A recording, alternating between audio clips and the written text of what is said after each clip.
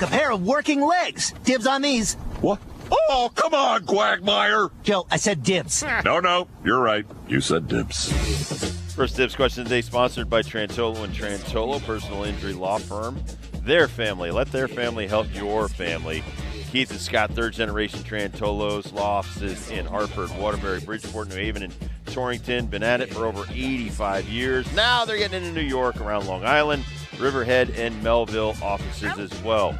Get a hold of them. Dial 9-844-999-9999. Were we impressed with the combined no-hitter? Meaning, is a combined no-hitter as cool as somebody actually going like Blake Snell all the way for a complete game? No, I was sad for Shoto Imanaga last night, just because, like, for him, you know, he's a rookie in Major League Baseball world from Japan. Not many people have done it from that country.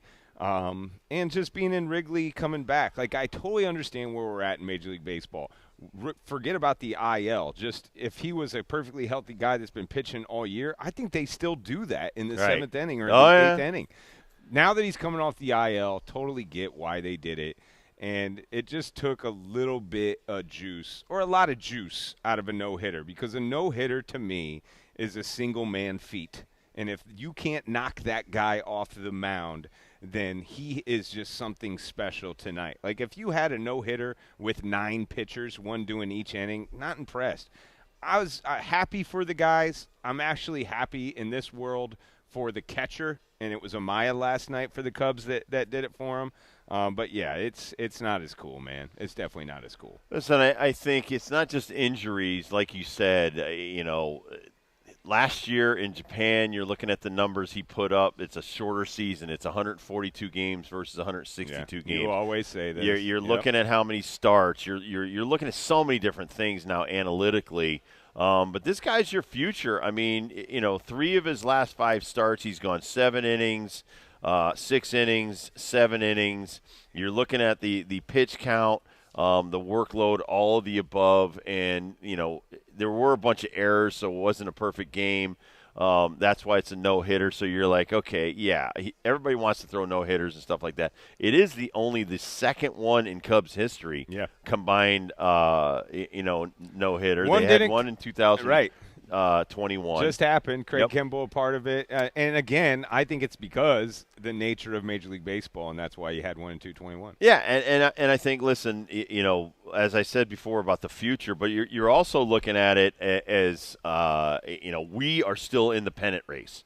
We still think we can get a playoff spot. We certainly don't want to burn this guy out, because I always go back to Johan Santana and how hard that they pushed him, and he was never the same after that. And he was already coming off a shoulder surgery, a major shoulder surgery. So a lot of times you get caught up in the moment, perfect games, no hitters, things like that. And pitching is such a premium these days.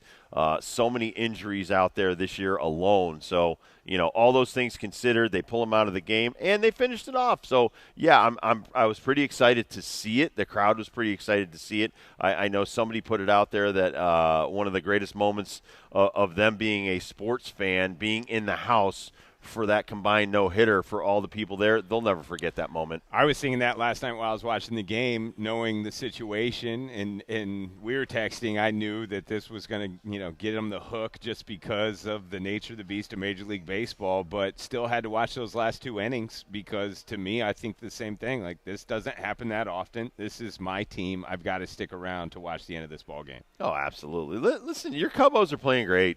Powder keg dibs. I mean, they have had their roller coaster ride. The Mets have been on a roller coaster ride. Craig Counsell, when the season started, it was like 2.5 months of bad baseball. But listen, a lot of times the Cubs do that. I'll never forget. A lot of times. One of the biggest scouting things on Ryan Sandberg was he starts slow April and May, but those June, July, August, he's going to crush you. And normally did. That's why the dude's in the Hall of Fame. So a lot of guys, it's a tough venue to play in. You're playing close to 50 games in the daytime, which is not easy. I know Dusty Baker used to always, talk about that. Why do we have to play so many damn day games? But for me, watching that Imanaga, man, Didn't get nearly the money the dude in California with the Dodgers got, and he's been spectacular all season. I'd like the press conference with them. They don't talk to Shota that much because he doesn't know English, and there was a lot of fanfare, a lot of pitchers to talk to, so they were talking to Amaya about the game mostly, and he was talking about how he has a legit 5-pitch selection. Right. And each one of those pitches is to perfection in the way you're supposed to do it. Couple that with nailing your location all night long, no doubt he was going to be successful. Yeah, Nobu Yamamoto, he has made all of 14 starts this season because of injury. Shota broke down too. Listen. Here's another thing. They're like college pitchers. They pitch once every 7 days. Yeah, I was so thinking about this last night. Another schedule thing. I mean, going back to Daisuke Matsuzaka, when he came over here with the Red Sox, and people were like, "Well, this guy does this." It's totally different. Arabu came over here. Hideki Arabu was 59 and 59. Everybody talked about him throwing 100. And I'm like, but he throws once a week, and he's a 500 pitcher. I mean, you throw that guy out there every 5th day, he's not going to pitch. And listen, George Steinbrenner is famous for making a backhand remark about the kid, but they paid him a lot of money to come over here. I can't remember the dude's name now. That he got $43 million. I'll look it up. Got $43 million to sign with the Yankees. Never pitched an inning in the major leagues. Never. And he came out of Japan. So it's not easy for them. There's a culture shock involved. There's the longer season. I don't know if the spring trainings are different, but you have so many different things that are working against them. So when they are successful, you got to also respect the hell out of that. And that's why Imanaga's season this year has been spectacular.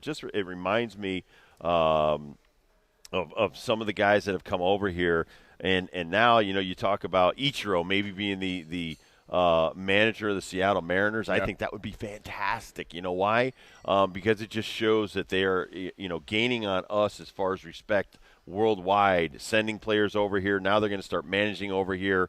What could be better than that for Japanese baseball? I was wondering culturally how this was going to be taken over there. The pulling Shota out after 95 pitch, no hit, 7 innings. Like, do they think that Major League Baseball is soft when they see that? Like, there's so many things about that last night because it was Shota. Like, if this is just a random guy that was drafted out of college that we've known in the United States for quite some time, I don't think it's a conversation like it is because it's Shota.